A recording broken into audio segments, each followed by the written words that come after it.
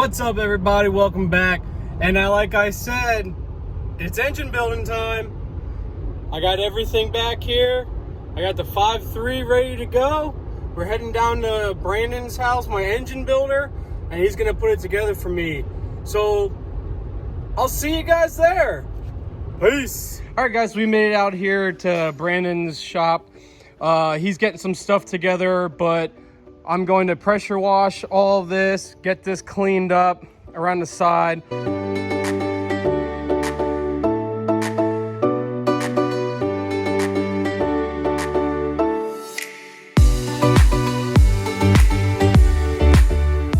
So Brandon and I pressure washed this off. We got it off as much as possible. I know the heads are still dirty, but I'm not using those. I got a fresh set of 243 heads from the machine shop. They cleaned it up, cleaned the surface up a little bit, and fixed the valves on here too to make sure that they seal properly. But yeah, here it is, and we're actually gonna get going on this one. So let's do this.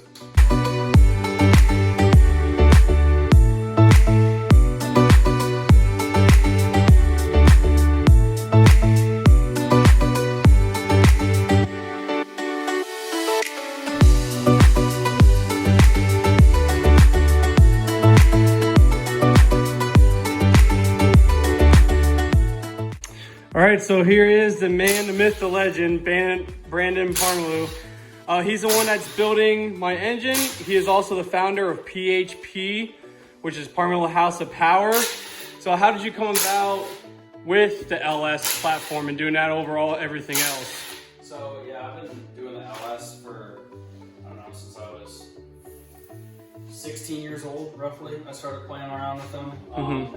I finally got into the Navy, and it allowed me to get a little bit more money to start buying my own LS cars, and that's kind of where it all started. Built a couple C5s, GTO, and then I just started working on a couple friends' cars, and I started getting pretty good at it. We were making some pretty good power, and so I decided to make it into a business, and been going strong for about 3 years now. So I love doing this stuff, so if I can make money doing this stuff, it is far more beneficial than, you know, doing a job I don't like and making a living that way. So that's why I basically started to build everything. I started to offer people, you know, engine setups and stuff like that. I would put a long block together for them and just kind of have a base price. I don't really do that anymore. Like everything's kind of custom spec to everyone's setup and what they want to do. It's definitely gone from a hobby. Before we're just kind of like experimenting with different things. And now it's gotten to the point of I will be building engines specifically designed for a no prep car, or there's some guys that just, they don't care about low end torque, they just want to make, you know, peak horsepower for like roll racing and stuff like that. So you said that you're gonna do engine packages.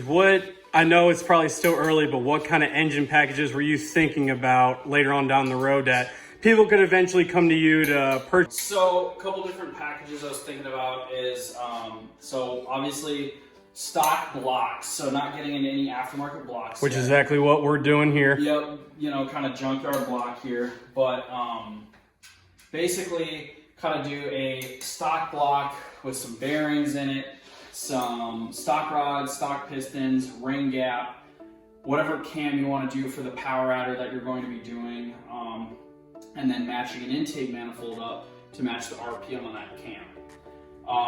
Then do another one. If that was a Gen 3 motor, let's say like this one, the next one would be a Gen 4, all ARP main studs, ARP rod bolts, ARP head bolts. Kind of build it up a little bit more, 28 thousandths, 30 thousandths ring gap, so you can throw as much boost as you wanted it. And then the next package up from that would be obviously aftermarket rods and pistons, maybe a stock crank still. And then the bigger package would be, you know, a Jordan sleeve block, aftermarket crankshaft, rods, pistons, ARP hardware throughout, aftermarket timing set, all the goodies pretty much.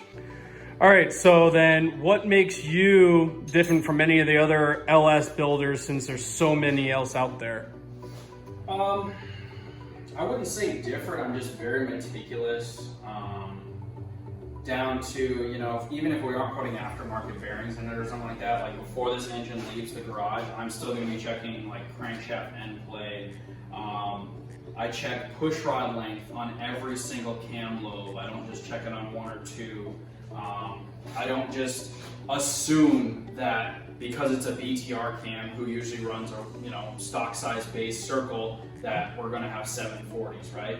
So we have no idea what these heads are decked, assuming maybe 5,000s. So everything will be measured, because it can cost you an engine if, you know, you have 15 of the 16 valves set up right, but if that one cam lobe is a little bit deformed or something like that, send a valve into a piston and you're having a pretty bad day. Everything's torqued to spec, nothing, I mean, you guys should already know that that's kind of how you put a motor together. You don't just throw it together. I'm just extremely meticulous about how this goes, because I don't want Randy calling me 2 weeks ago, like, dude, what in the world, why is this bottom end on the ground now, you know what I mean? So, helps me in the long run and helps him. So with your business, you just don't do engines, but you also work on cars, just doing something like a normal cam swap or something? Yeah, I do everything late model. So LS to Gen 5 LT, long block builds, just packaged short block, cam swaps, lifters only, DOD deletes on tow vehicles like Tahoes and Silverados, nitrous installs, forced induction installs, all sorts of things. Anything from your 98 LS1 car all the way to your 2023 Camaro LT1, LT4, you name it. All right, so then how do we get in contact with you? And then what would your lead times be for someone to get in contact with you to plan out their build? So the best way to hit me up is on Facebook. Literally just hit up my personal Facebook, Branden Pomerleau. And I'll link that down below for you guys as well. You can just send me a message. I'm generally booked out 2 months, give or take. Some builds will take a little bit longer than others. I'm still full-time active duty Navy for the next 1.5 years.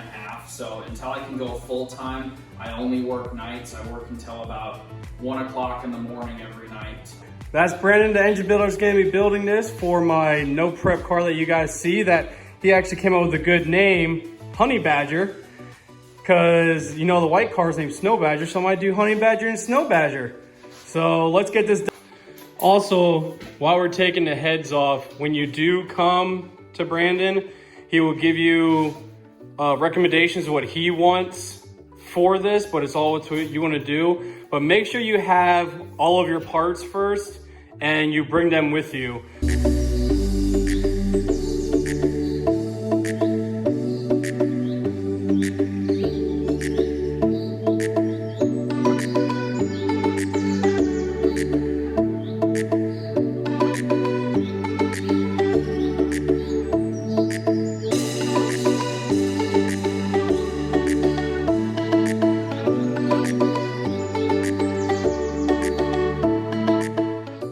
Pulled out, what cylinder was this? That would be cylinder number 2. Number 2. And we see how seized that is. Doesn't spin. Nothing. In the ringland or nothing. You can tell the oil ring is completely filled up with gunk. Yep. Filled up down here on the ports. So we're definitely going to have to clean these pistons up. But yeah, you can see right here. Yeah, all that buildup right there. No matter how hard I press, it doesn't move. So it's completely seized up. Well, if you see in here, that all through here, looks like the piston was seized in here or it stayed there for a while, and there's a little bit over on this side. Branden tried to hone it out with the ball hone. We got a little bit, but not much. So what I'm gonna do, the guy that I bought the block from, he is willing to take this one back and we're gonna trade for a Gen 4, and he's gonna put new cam bearings in it for me. So now instead of having a Gen 3 iron, I'll have a Gen 4 iron block that we can make a little more boost. I'll pick that up tomorrow and then we'll get back with putting everything together. All right guys, it's day 2. Cylinder 2, Branden did not like it at all. This is why I'm having him build it. He hooked me up, he got me another Gen 4 block, out of a Tahoe. Now he's just checking everything, looking everything over, making sure everything is good to go with it. And then we'll clean it up a little bit and we'll start putting everything together.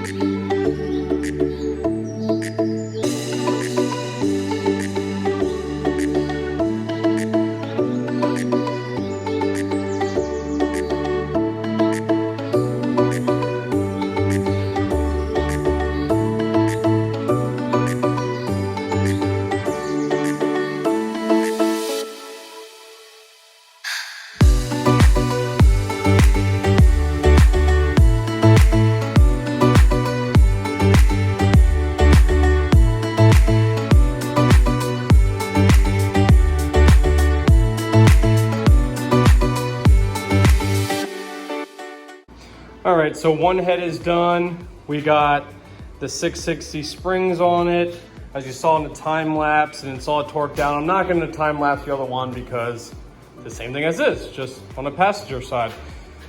So we'll get that one on there. We're finally done with the long block. Oh, I still need to do the Trinia kit up here, but the push rod length is good. Everything else is good to go on to it. I will be putting the intake on later, but just for ease of putting it in the car, I didn't put it on. Same thing for the water pump.